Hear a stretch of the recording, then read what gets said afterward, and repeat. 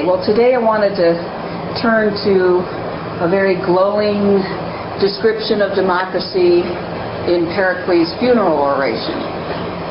Pericles' Funeral Oration appears in Thucydides' History of the Peloponnesian War. This is a very small part of a much larger work, and it is written by Thucydides as what Pericles said, and probably in this case pretty close to what Pericles said. There are times when you can tell that Thucydides is making things up a little bit to represent what people said, that he tried to basically chronicle this whole war between Athens and Sparta. And there are other times when the speech is so unique and also seems to represent the general character of the person that we know, Pericles, from a lot of different sources, that it's probably more likely to be what the person said. You know, within the tolerance of the fact that Thucydides didn't have a tape recorder, and probably may not have even been there, okay? But through listening to others and through hearing and so forth from others, he could have gotten this content. This is a very famous speech, and it's on a par with the Gettysburg Address. Okay? Lincoln's Gettysburg Address is as famous and in some ways serves the same purpose as Pericles' Funeral Oration. And there's a lot of reasons for reading it, among which are to understand the history of democracy a little bit better as it emerged in Greece. But I want to focus much of today on the idea that a democracy needs a democratic culture. Okay? Because Pericles spends so much time on the culture of Athens and how it supports the democracy that it raises for us the question, does a democracy need a democratic culture, a certain type of culture, okay? And if so, what are the essential elements of that culture, okay? At first, it may seem obvious that a culture that supports democracy is needed, and yet if you think about it, this is one of the most important questions of our times. As we see in Iraq, for instance, the most pertinent example, trying to establish a democratic system of some kind in a country that has not really known democracy up to this point, right? And whose culture in some ways is the reverse, or does not, is not real welcoming to democratic values and practice. Okay? So can it be done is a question that we're asking right now. Or if anything, what needs to come before? Some people argue that you have to have all sorts of different elements in place before you can have a flourishing democracy.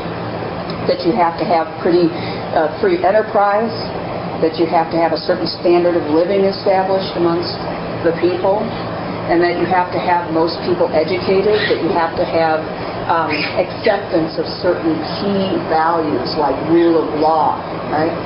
And if you don't have these, then your democracy is going to fail, okay?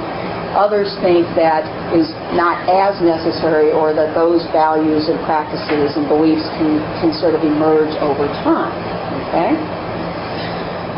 So Pericles raises an issue for us that is certainly really important now. He was the first general of Athens at this time that he's speaking. Athens, of course, a democracy, but it still had first men, first leaders, people who the average public looked up to and admired and followed. And many times these were generals. Men who were successful generals were very much admired, and they could carry that success into the political realm, and Pericles certainly did. Okay? So they looked up to him and admired him to the point, Thucydides says, that they treated him like a king, even though it was a democracy. That he ruled like a king because anything that Pericles said, they embraced and obeyed. Okay? Athens, at this time of the speech that he's given here, is at war. It's at war with Sparta. Okay, so the situation is that Athens didn't really start the war with Sparta. But in a way, Athens was the cause of the war, because Athens had expanded its empire, had beefed up and improved its military might, and looked to be wanting to expand further. Right? So that Sparta, which was not as willing to expand at this point, was afraid of it and became certain that it would eventually be its victim. Okay? Sparta wasn't as, it didn't want to expand as much at this time because it already had a lot of problems to deal with. It had a very large slave population in its surrounding areas, and I think the Spartans were afraid that if they did too much expansion, that they might have more trouble with their own population. They were always afraid of a revolution against them. And in fact, they did have to deal with and put down many uprisings amongst these people. Okay? But for whatever reason, they did not want to become the ruling city at this time, and yet they were threatened by Athens and its growth. Okay? Athens had been very essential in defeating the Persians in the Persian War. It had never really stepped back from that place of supremacy and had used the power that it had gained to move further. So Sparta started the war. The Spartan kings were persuaded that they needed to attack Athens, that they needed to stop Athens somehow. And it seems that originally the plan was simply to weaken Athens. And the idea was to stop the plans Athens had to expand its empire, but not necessarily to take Athens over. Okay? But as the war went on, both parties, both cities, had bigger ambitions. Okay? So Pericles was the general at the beginning of this war. And he had to come up with a strategy for how to deal with the threat that Sparta posed.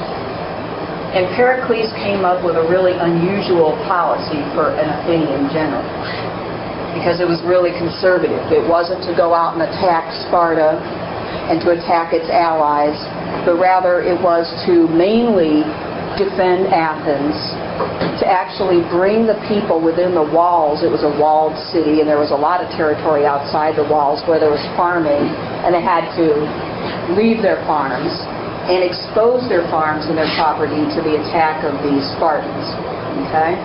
And crowd in within the city walls, and there they would be safe as their parties would go out and attack the Spartans, their coast occasionally. Whenever the time was good, they would occasionally attack. Okay? But for the most part, the people were safe because they were inside the city and protected by troops inside the city. So they hoped to wear the Spartans out by attacking. They were a naval power, so they could come and go. They had the supremacy on the sea. And Pericles' idea was simply defensive. You know, wear the Spartans out. They probably won't continue very long, and this will go away. Well, it didn't go away, and in fact, Pericles' strategy really backfired eventually, and this is after this funeral oration, but eventually it really backfired because all that crowding within the city walls created a plague, really devastating disease that killed an awful lot of people, really hurt the morale of the Athenian people, and Pericles himself was killed by the plague. After Pericles, the strategy became much more aggressive. Anyway, so Pericles is a figure greatly admired most of the time, okay, and one who is fairly moderate in his war policy, okay. He is not at least projecting grand ambitions. Athens already has an empire, and it wants to safeguard it. It wants to keep it, okay. But Pericles doesn't talk a lot about using this war to expand even further. He simply wants to protect what he has. Okay? What's the occasion of this speech? Does anybody remember why it is he gives this particular speech and why this is so important?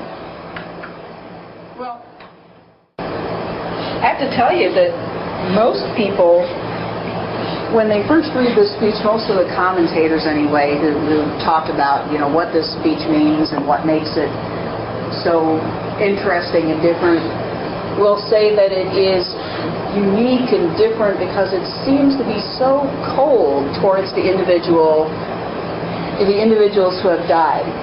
It focuses so much on Athens and so little on the individuals. Your comment about, talking about them as people and how that's important.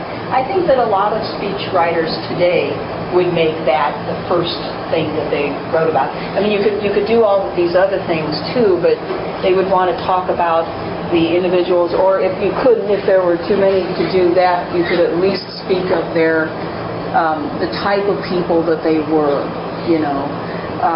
But Pericles doesn't do that at all, and he doesn't even really get around to talking about the soldiers at all until the latter part of the speech. So people are struck by how distant the speech is from the actual men who died. Okay? Because it really comes across as more of a civics lesson, a lesson about government, a lesson about Athens and why it's great. Okay? And that may be okay, but oftentimes it seems like people react negatively to that. Why does he not want to talk about the soldiers? Okay? And his message seems to be eventually that they're important because, and only because, of Athens' importance, which also turns some people off. Let's look at what he says first on the left-hand column of page 17. About 2 inches down into the text if you've got your book. If you don't, you should try to remember to bring it because we will do this every once in a while. He says, it's difficult to say, this is his reason why he's not going to talk too much about them, okay? He says, it's difficult to say neither too little nor too much, and even moderation is apt not to give the impression of truthfulness. The friend of the dead who knows the facts is likely to think that the words of the speaker fall short of his knowledge and of his wishes. Another, who is not so well informed, when he hears of anything which surpasses his own powers, will be envious and will suspect exaggeration. Okay? Now, pretend that you are a member of one of these men's families and you're sitting in the audience, okay, listening to this speech, and Pericles says, I'm not going to talk too much about these individuals because if I say too much, people will become envious or think that I'm lying. Okay? And I always risk, that. So I'm going to stay away from talking about them. What would you think of that? I mean, how would that make you feel? I mean, sure, it's true. Okay? That does happen. People sitting in the audience saying, well, he must be lying and exaggerating. They couldn't have been that great. Well, what do they expect a funeral for these people? I mean, obviously you're showing that the evil has a profession and there's never really concern. It's a strange concern to have, isn't it? I think that it would be natural to talk about things. But, yeah. Well, on the other hand, you could see it as like the highest possible praise because basically he's saying that what these people did was so great that if they told you, you wouldn't believe it. Good. And he repeats that sentiment later on in the speech, that what they did is, something that you can't really quite put into words. And actually, Lincoln's speech does the same thing. We can't really talk about this in great detail because their very action says more than anything that I can say. Okay? So there's a little bit of a similarity there. Lincoln comes across as just overawed by the situation, by how much bloodshed there is at Gettysburg, horrible battle, and what these men did. And so it's almost beyond, he comes across as saying it's almost beyond my ability to describe. And, what they did is obvious and it speaks for itself. And he even goes so far as to say that their blood consecrates the ground, makes it holy, and not his speech, and not anything that that we could say, but rather just their having done it in the first place. There is a little difference between the Gettysburg Address and its focus and this speech as far as the men are concerned, though. Okay? And we'll revisit it, but it's this, that Lincoln says that it's their sacrifice, as I've said, which hallows the ground, makes it holy. Okay? Pericles doesn't say that. He says it is the country's greatness which makes their sacrifice almost sacred. Okay? It's not their act which makes the ground sacred, but the ground which makes their act sacred, so to speak. Okay? That their value, in other words, comes from their act. And he implies that if it weren't for this act, they might have a rather checkered past, that they might actually not be spoken about too well. Okay? Like most of us, when we die, we're going to have a sort of spotty record. Maybe we've done some decent things, maybe other things we haven't done too well. Okay? A lot of those men would have been like that. And Pericles actually implies that without this act of sacrifice, without the way that they died, okay, their death would have had less significance and they would have had less credit and glory. Okay? That's a difference in perspective between Pericles and how he talks about this and the way Lincoln talks about it. Lincoln also talks about how great the country is and how they fought to keep it together, to keep it whole, to protect liberty and all of these things. But when it comes to their deaths are sacred in and of themselves. They did this, and that act itself is very important. But for Pericles, the value that these men have is due to their act alone. Okay? We're going to look more at this. But that in a nutshell is what bothers some people about this. Okay? Because in a democracy such as the one here in the United States, we think of the individual as more important than the state. Okay? Right? The state is here for the sake of the individual, to protect him, to guarantee his rights of speech. And, we have this notion that the individual should be able to express himself in any way he wants and still be protected. Okay? But in Athens, like a lot of other societies, okay, there wasn't this notion of the individual to that extent. Okay? The state wasn't there for the individual. The person was there for the state, and that's exactly what Pericles wants to try to encourage by this speech. Okay? I don't know if let me stop and ask you if you have any questions about the point I'm trying to make. Yes? I have some weird thoughts in my head, so I'll try to make them sound like they're making sense. Okay. Could it kind of be a culture thing? I mean, Gettysburg happened, these countries really have a way to sound free. And didn't they have a very high value of glory in battle, stuff like that? That was much more common for them. Yeah. So kind of the thing I was kind of getting from it was maybe he was saying, you can die for Athens, but you can die in the other armies. But for Athens, it's a higher city, a better government. Yeah. And for that reason, their sacrifice is worth more than, say, these other soldiers that are just in these other homes. And maybe that would come off better to them than it would to us because they had a closer tie for the battle and why people choose to do that. Yeah. Is that any sense? Well, yeah, it did. There's a couple of things I want to say about that.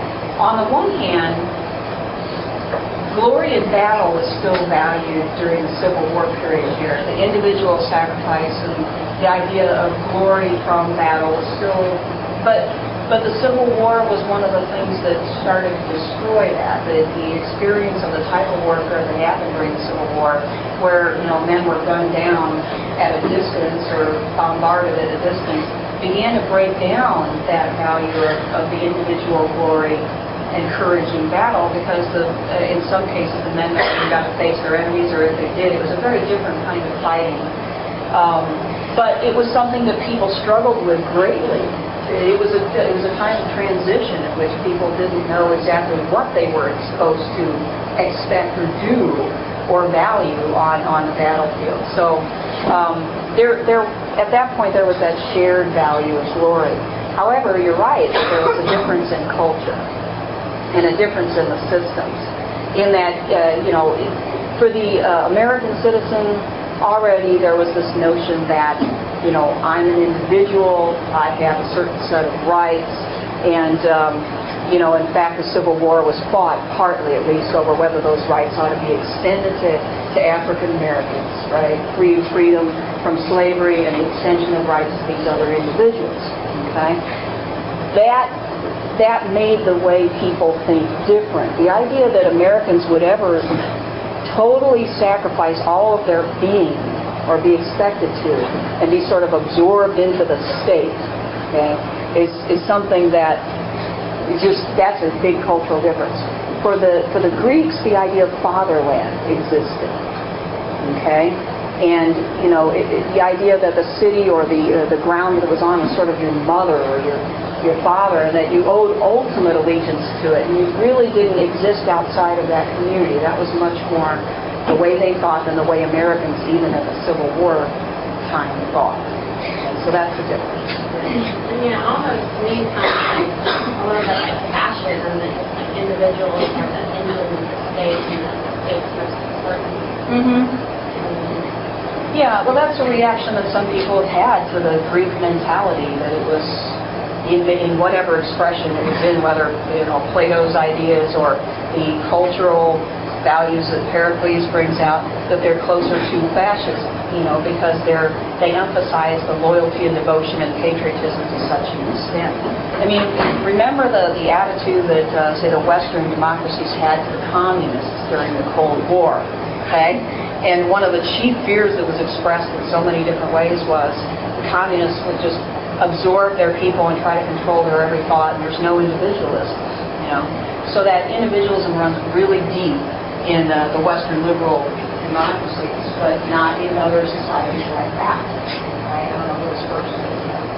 It may be something like the way we see it is the stronger the individual is, the stronger we feel our state is. Mm-hmm. But to them, it's like the stronger the state is, the return of the individual stronger. So you sacrifice yourself to the state. Right. For the same token, you and everyone else are stronger. Mm-hmm. That's a very good way to express the difference. We have come to think that the stronger we are as individuals and as families and in all of our activities, the stronger our state's going to be, because it's simply a representative of us, right? But in a system such as Athens had, we were what the state was, what our overall society was. At least that's what Pericles and others are encouraging, is that type of mentality, that our value comes from the larger culture and its achievements and purpose. And so warfare, for instance, the achievement in warfare and the expansion of the empire and the gaining of territory and money and so forth reflected upon the greatness of all of these people, supposedly. And Pericles kept reminding them of this. You're an Athenian. It's because we're special. We have special qualities as a society. Okay? He very much talked about the Athenian people as if they were all one type and had one mind. Yeah. So is that not considered any kind of thing? Well, it's different. I mean, it's, today we still go back and forth between which is better, okay? We still have people talking about the need for more community. They say that in our liberal democracy there's way too much individualism, and the individualism is going to destroy the democracy eventually, because nobody cares about anybody else, and we don't share any values. So it's, in its extreme, this type of Athenian democracy becomes dictatorship. and the complete loss of individualism. And in its extreme, our type of democracy can break down, I think, due to excessive individualism. But what we see in the dialogue that goes on right now in political thought is just how much individualism should we have? Should we return somewhat to the older way? And actually Athens is raised as an example of a democracy's ability to create a sense of community and purpose and unity. Would you say that even say the U.S. is possibly on the farthest in the news, not extreme maybe yet, but the farthest in on that, we put the highest price on individual life, and other countries know that and see it for whatever reason, that we're not going to give up an individual's life for, the best we can, and other countries still lean towards this, other than the United States, even still today. Yeah, I do think so.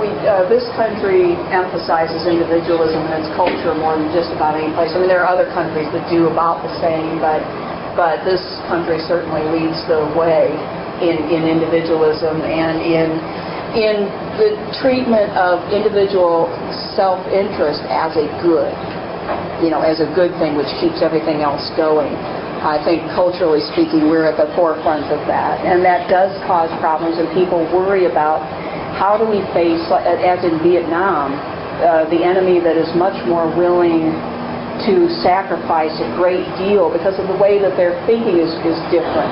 When we began to experience a lot of loss of life in the Vietnam War, a lot of people here began to protest, rethink the purpose. We have a great deal of freedom, and we used it, and it eventually wore down the resolve to continue to fight that war and win it. So people will point back to the Vietnam War and say this is an example of the results of excessive individualism. Yeah.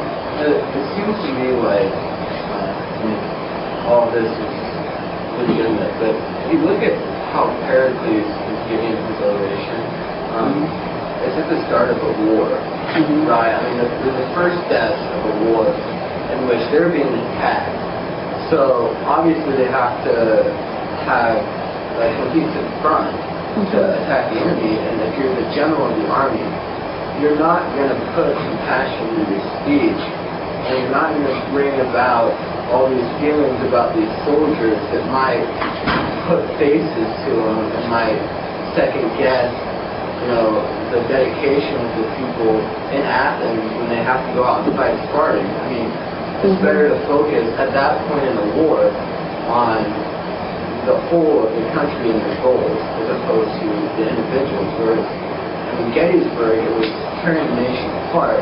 Yeah. And it was almost like Lincoln came to the realization on the field, and with that battle that, was too far.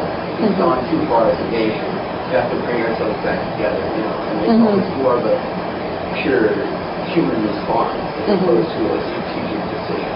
It was a turning point in the war, and a victory for the northern side. And though he still doesn't talk a lot about the individuals, he places a little more emphasis on them. And you're right, probably the timing may have something to do with the comfort and ability to do that. Pericles is certainly doing what he thinks it takes to keep people unified and in support. And even if he offends, and I suspect that, if you read this again and think of yourself as a family member, that you might be offended. Not by the glorification of Athens. I think that would be appropriate. You would want to think that your family member died in the service of something greater. We all want to think that about ourselves and other people.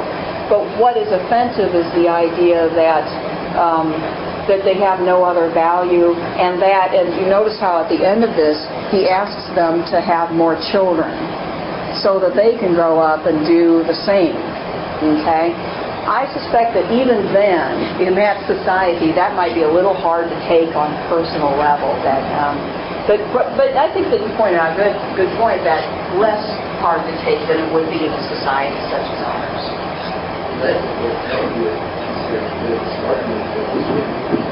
Well, the Spartans went even farther in that regard.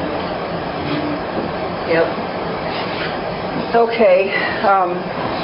Well, it's just interesting to contrast these two and to see that in both cases these speeches are short. In the case of Lincoln's, it's incredibly short. It's like it's the shortest, probably the shortest speech he ever gave, and probably the shortest funeral speech anybody has ever given. And I don't know, I'd have to look into this, but somewhere back in the mists of my memory of watching all these videos and stuff, I went through a period of 4 or 5 years where I was into the Civil War, that he was criticized for the shortness of the speech. You know, some people just didn't like that. They thought that was inappropriate. But clearly when you read it again, you realize that part of the problem for Lincoln is, what are you going to say about something this huge and cataclysmic and meaningful? He doesn't say what Pericles said, I'll get into trouble if I say too much. But maybe that's exactly what he thought. Okay?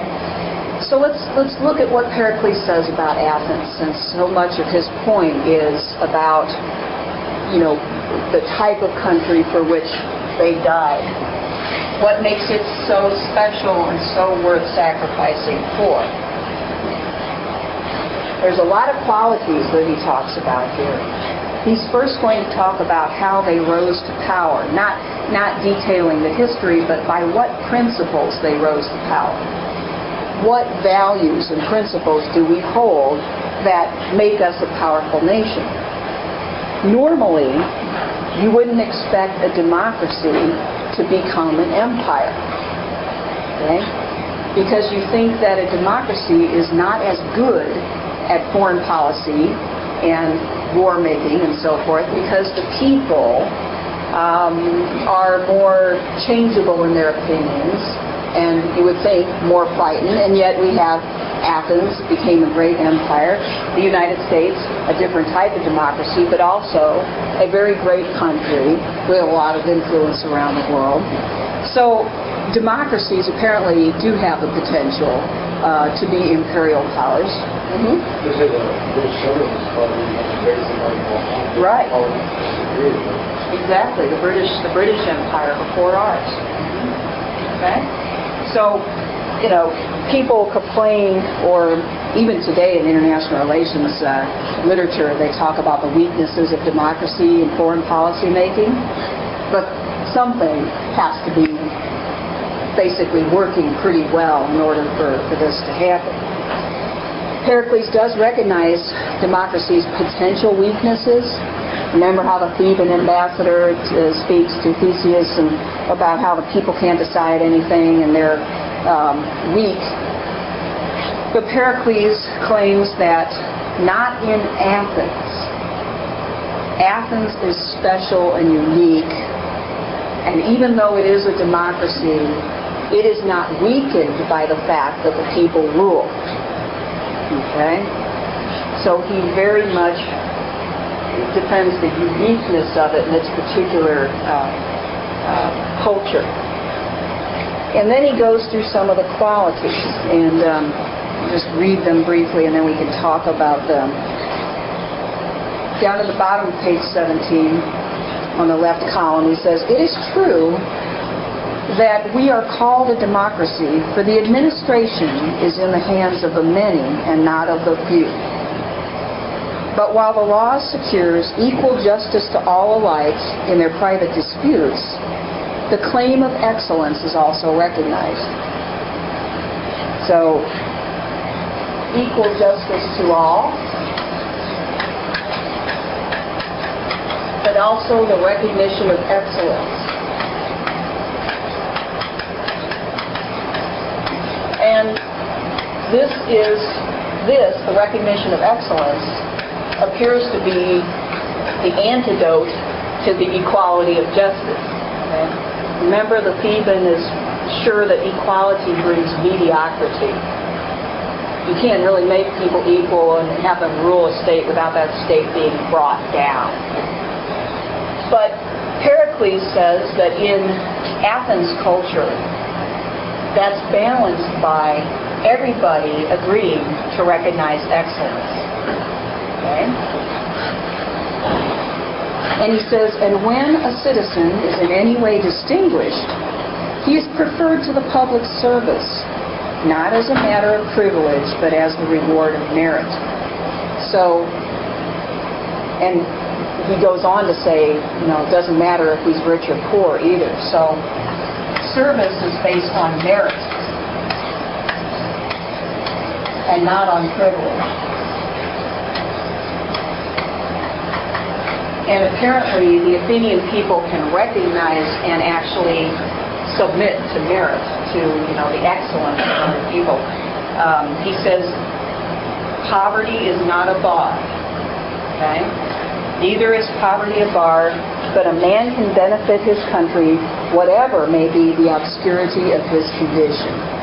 Okay? This is a little bit of an ideal, but it expresses the notion that if you're really talented, you can rise up in the ranks. And one of the best ways to do that would have been through the military. Okay? So you could, if you had talent and ability, rise up and become prominent, even if your family was not wealthy, as an ideal. And sometimes it would happen, but a lot of times the wealthier families were more prominent. Okay? There is no exclusiveness in our public life. Okay? That means that we don't exclude individuals or groups from public life. Okay? Not considering women, which of course were sort of culturally excluded. Okay? But still, there's this notion that we're an open society. We don't exclude people. And in our private intercourse, we are not suspicious of one another, nor angry with our neighbor if he does what he likes. Okay? So,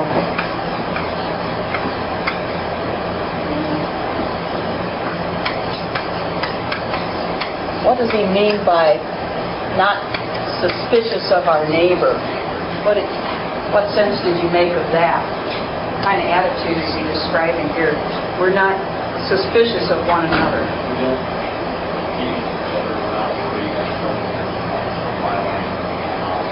Okay, right. Not excessively worried about other people taking what we have. Part of that would have been the result of their relative wealth. That as a society, they had a lot. Relative to the rest of Greece, there would have been less of a need for that suspicion. But more than that, he's describing again a cultural attitude here. Okay, not getting angry with each other. Okay. How do you avoid being angry with your neighbor when he does or says what we don't like? Like if your neighbor puts a political sign up of the candidate that you don't like, and he's right next to your yard, do you get angry? Are you irritated? We're all equals. How they feel, it's not better in mind. So are most of you capable of saying, well, it's okay, their opinion's theirs, and I don't need to... It's the same creeds. We try to remind ourselves that this is a country where everybody has that freedom. I mean, I have to say, though, that in reality, lots of times people will do things like take the sign down, okay? So, it's not always the case that we actually follow through on this, right? But it is an ideal. Well, he's expressing that ideal of tolerance. That's what I was going to say. This sounds to me like it's not been a joke that I said, it's totally culture. Right. It's not that you're not irritated necessarily, but that you have been accustomed to tolerating differences of opinion. And that is something that it's not something that you can write into a law anywhere. I mean, we can try, and we have tried, but to a large extent, in your everyday life, it has to be an attitude, And if most people in a culture don't embrace the attitude, the law wouldn't work. So, and I think that's an interesting thing that we get out of this, is that really, when you think about it, so much of democracy does depend upon attitudes, and not just upon a legal framework of a constitution or whatever. Okay, he goes on and says, "We do not put on sour looks at him, which, though harmless, are not pleasant." Okay, that's really cheerful. "While we are thus unconstrained in our private intercourse, a spirit of reverence pervades our public acts. We are prevented from doing wrong by respect for the authorities and for the laws." Okay? Again, a cultural factor here, that he thinks that the Athenians have an agreement amongst themselves, more or less, to respect authorities and to obey the laws. And that would seem to be very important. There's a serious note there. And he goes on, "Having an especial regard to those which are ordained for the protection, those laws which are ordained for the protection of the injured, as well as those unwritten laws which bring upon the transgressor of them the reprobation of the general sentiment." Okay? So, in other words, the Athenians have a charitable spirit, and they are capable of thinking about the person who has been injured and who needs help. Okay? And also, for those things that are not covered by the law, that are still bad, the rudeness, the insult, okay, those people will, those social laws, so to speak, people enforce through their attitude. So that if somebody is rude and obnoxious to somebody else, others will try to exclude them and not treat them nicely until they change. So that would be the one exception to the rule of tolerance, wouldn't it? That the Athenians don't tolerate well the intolerant, nasty person. Okay? Isn't that pretty useful? I mean, can you get along in a society without that general attitude that you're not going to put up with the obnoxious person who takes advantage of others and so forth? Okay. Yeah, I hope that wasp doesn't attack us or something. Okay. So a sense of responsibility for the weak and for those who are injured. All right. So, how many of these do we have to have? What is truly essential, do you think? What is truly essential to have a democratic society that can really support, or are any of these essential? Well, we'll be talking a lot more about that and what makes it different, but certainly the whole notion of rights didn't exist in the ancient democracy that we're talking about, and are huge in this current democracy, and in all Western liberal democracies, and a growing number of emerging democracies. Okay? So we'll have to talk about, is that an improvement? Okay? Yes, we would think automatically is an improvement, and I think it is an improvement. Okay? It does come with a price tag. We've started to touch upon that here, and that is, though it couldn't have been anticipated by our founders here, it raises the level of individualism, the idea that the individual is more important than the community, okay? And that the individual is the party that chooses the government and the form that it will take. And that wasn't a social problem during the founding period, because people came from an older, more traditional way of thinking about things. But those ideas have transformed liberal societies into more individualistic, more self-interested than probably hardly anything that we've experienced in the history of mankind. Okay, so there are consequences that flow from that for the community. Okay, so we'll be, like I said, we'll be talking more about that next week, and then as we get into the liberalism section. Okay, wanted to say a few more things about Pericles' comments. He talks about some other qualities of Athens that we may think of as less important, but maybe they weren't to them.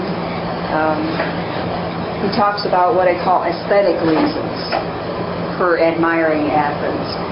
Athens' beauty, in other words, right? Its beauty in games and sacrifices, just the extent to which they went. Okay? The Olympics, we all know, right, is going on right now. They started it, and the idea of the glorification of that athleticism and the human body in their art.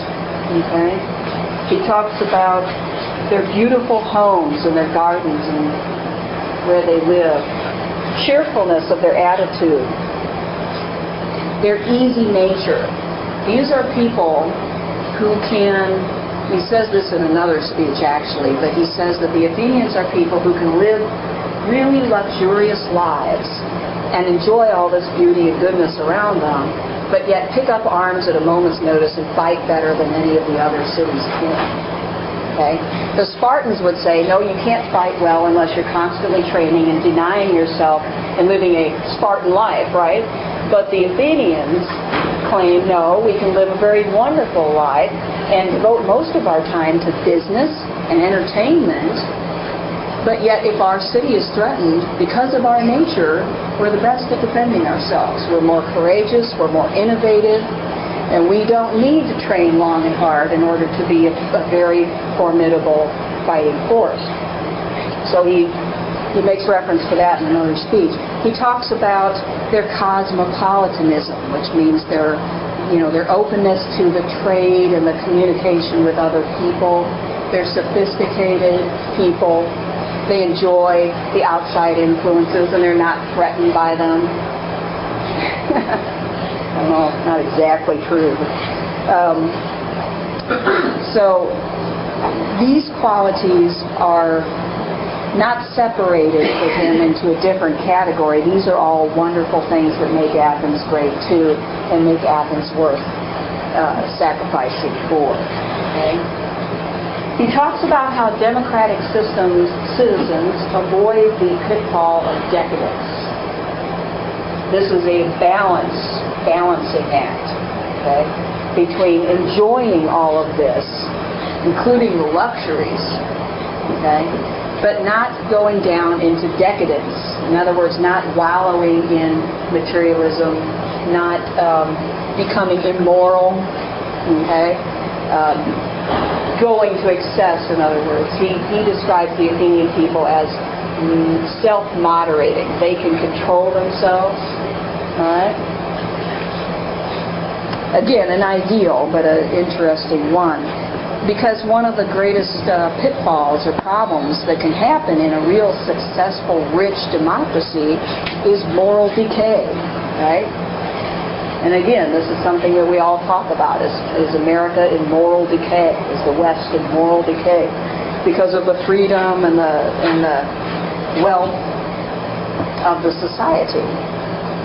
Well, Pericles says, no, in Athens, the citizen knows to avoid this decadence and maintains his principles despite the fact that he enjoys this society's wealth and freedom.